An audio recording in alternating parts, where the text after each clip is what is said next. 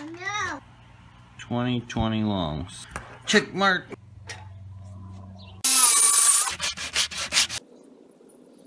Hello everyone. So part 1, I showed you guys how to design this 20 long by 20 tank stand, as you just saw a couple clips for, and now I'm going to show you how I actually built it, which will be the second part.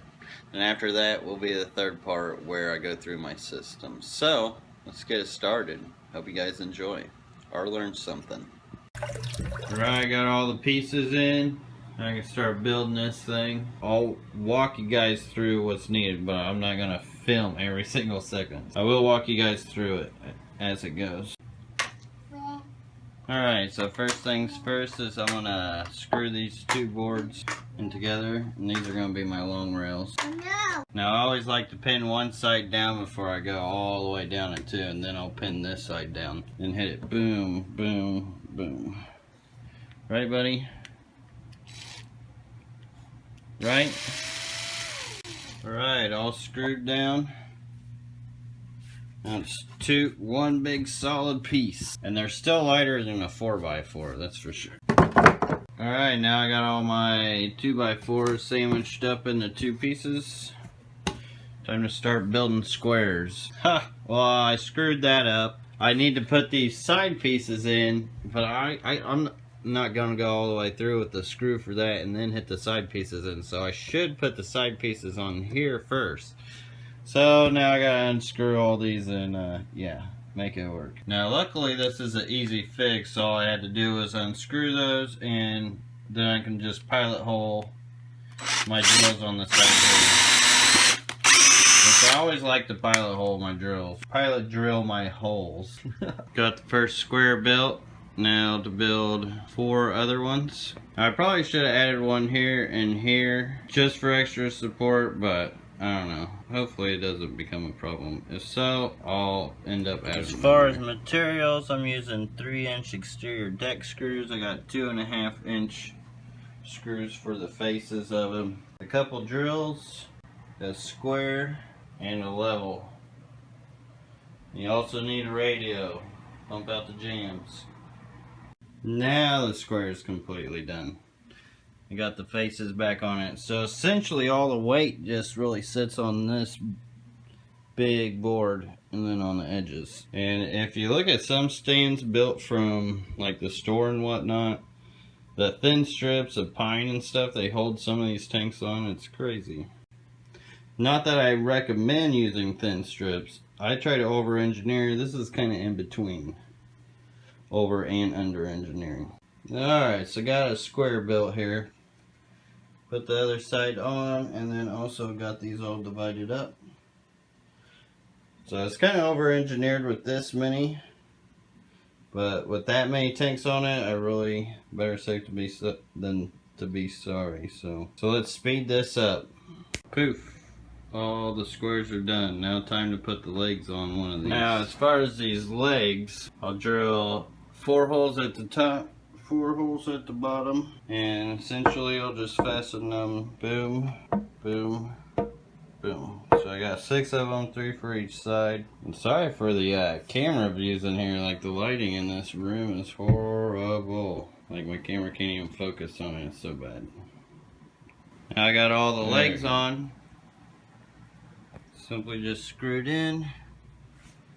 And I will get some help tomorrow to put up these top pieces. Now I could fix a board on here to hold them up for me, but I'll just have somebody help me tomorrow. Probably have my girl help me.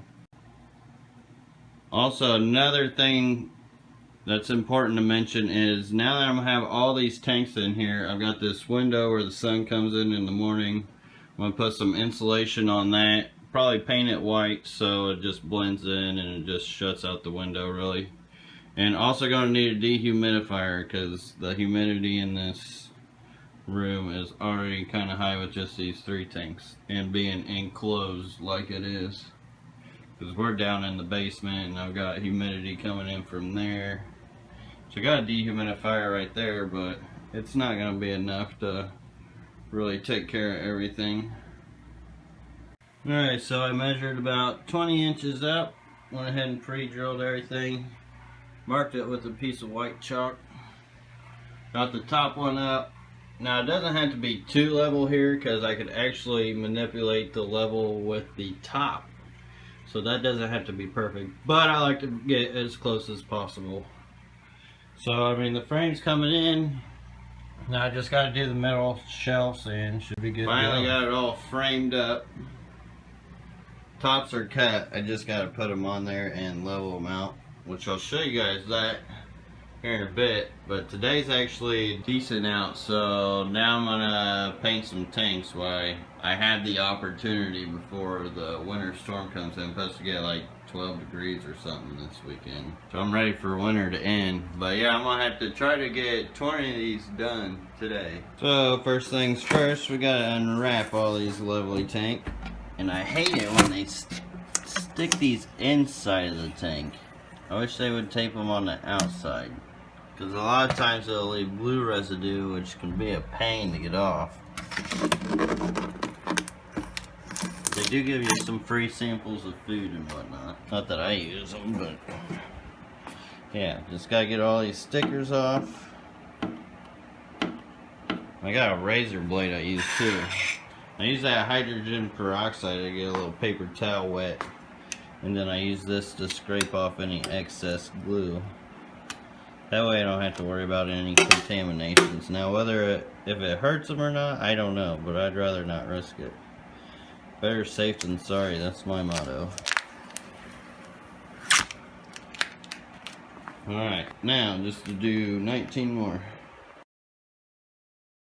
As far as the cardboard, I'm going to go ahead and save it too, because I'm going to use it to paint on. After realizing how filthy these tanks were really made, and I mean, they just got crap everywhere on them, I had to use something different and started using alcohol to get it off, and that's been working better than the hydrogen peroxide. Wow, what a pain cleaning all these. Every single one of these thumbprints on all four ends of these. And these tanks are definitely, I think they could grab these off the bottom of the barrel, because I've spent almost my whole day cleaning these things. So inspected by Cheryl, I don't think she went to work that day.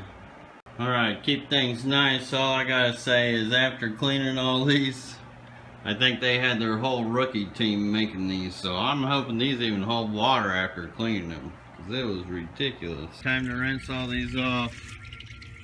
One hose broke on me, another faucet broke on me, or the sprayer broke on me. Also got another broken tank. I don't know how them rocks even got in there. Unless the wind blew them off from this somehow. But the wind just completely destroyed those, and somehow blew rocks in there, so now I got glass to pick up all that. But you know what? You just gotta keep rolling with the punches. Be patient. That's what I'm doing. I got two choices: give up or just be patient. So that's what I'm doing.